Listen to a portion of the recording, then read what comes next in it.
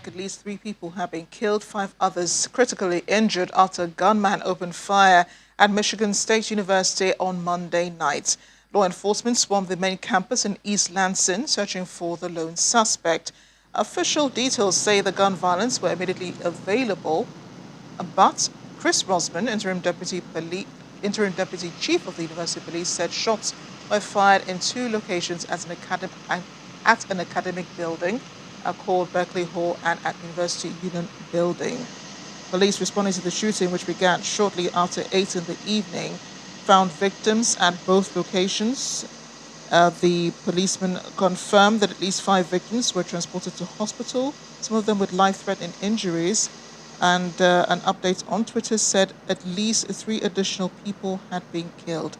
The suspect reportedly died from self-inflicted gunshot wounds.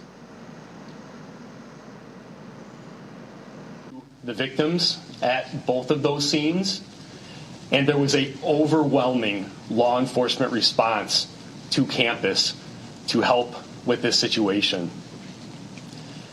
I can confirm that there were at least 5 victims. All 5 victims were transported to the hospital. Some of those victims do have life-threatening injuries. The suspect in this incident, and we believe there to be one suspect, was last seen leaving the MSU Union on foot out of the north side of that building. Initial information is that the suspect is a black male, shorter in stature, wearing red shoes, a jean jacket, and a ball cap. Community members on and off campus should remain sheltered in place. We immediately launched our emergency notification system and advised the entire MSU campus to shelter in place as this suspect is still outstanding. We are doing everything we can to ensure the safety of our campus and all of our students. We currently have hundreds of police officers and law enforcement officials, state, local, and federal, on campus working in a coordinated effort to ensure the safety of campus and identify and apprehend the suspect. Well, in addition to that, the suspect, who reportedly has been identified, he has no ties to Michigan State University. He is 43 years old. He was not a student, faculty, or staff, current or previous, of the university. Now, New Zealand has declared another state of emergency for a 3rd time in history today.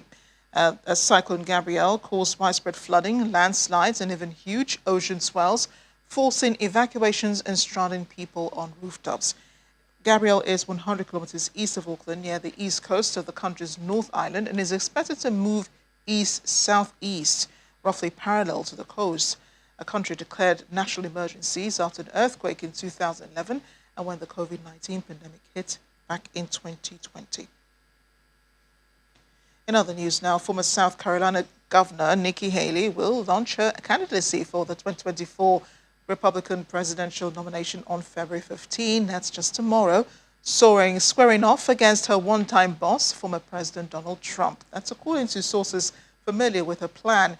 Haley is expected to release details about her White House bid in an invitation to supporters later on Wednesday, according to news outlets The Post and Courier, which first reported the planned announcement. She is a daughter of 2 Indian immigrants who ran a successful clothing store in a rural part of the state, gaining a reputation in the Republican Party for her ability to address issues of gender and race in a more credible fashion than many of her peers. Haley has also pitched herself as a stalwart defender of American interests abroad, having served as a U.S. ambassador to the United Nations under President Trump from 2017 to 2018. During the time, the United States pulled out of the Iran nuclear deal, which was inked under Democratic President Barack Obama, and was highly unpopular among Republicans.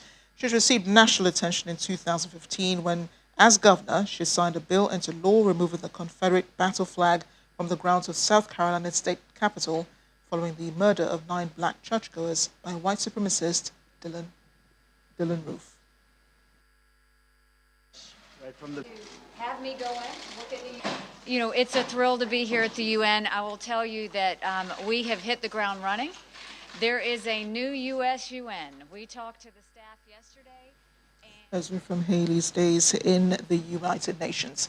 Palestinians have held a funeral today for a 17-year-old medical official, and witnesses say that he was killed by Israeli troops during a clash with gunmen in the occupied West Bank, while the army said it shot a person holding an explosive device.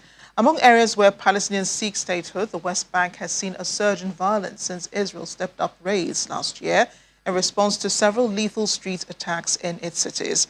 The Palestinian Health Ministry described today's fatality in Farah refugee camp near Nablus as a 17-year-old male.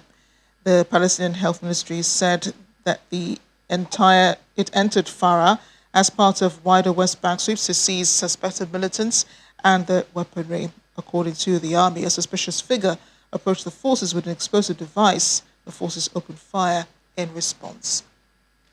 Air India has agreed to buy 250 jets from Airbus, part of a mammoth deal for 470 planes. It also expects to include 220 Boeing jets as the airline heralds a decades-long transformation under its new owners, IATA Group. The Airbus order includes 210 A320 neo narrow-body planes and 40 A350 wide-body aircrafts, which Air India will use to fly ultra-long routes across the globe. That's according to the chairman. The analysts say it displays India's ambition to be one of the world's biggest aviation markets with its growing base of flyers and large diaspora across the world. The order also marks a turning point for Air India, which under new CEO Campbell Wilson is working to revive its reputation as a world-class airline and shake off its image as a tardy, run-down operation with an aging fleet and poor service.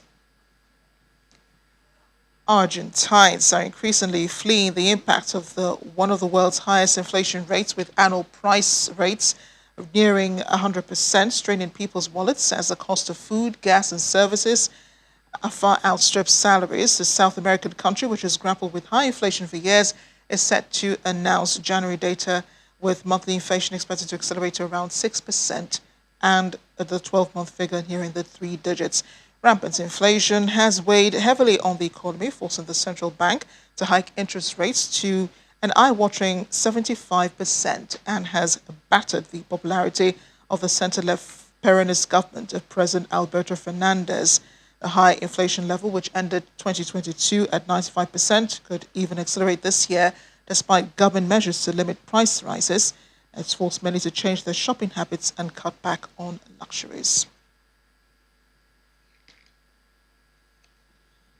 And we remember it is Valentine's Day today. Some animals in Pennsylvania are getting some of the love at a zoo, already celebrating with extra crickets for dinner. The ongoing feast is part of the zoo's Bogov Valentine's Day campaign. For $5, the Lehigh Valley Zoo will name a cricket after your ex. For the past few weeks, the lead up to the Valentine's Day has been filming the crickets getting fed to turtles, lizards, chickens and other animals and posting all of the videos on social media. Now in its third year, the campaign, which was born out of the COVID pandemic era and needs to raise funds, is also a way for the zoo to engage the public in animal conservation efforts at a colder time of the year when visitation tends to drop. This year, people can even bid on a carcass, which will be fed to the zoo's 4 Mexican gray wolves. Bug-eating initiatives have become popular fundraisers at zoos across the country.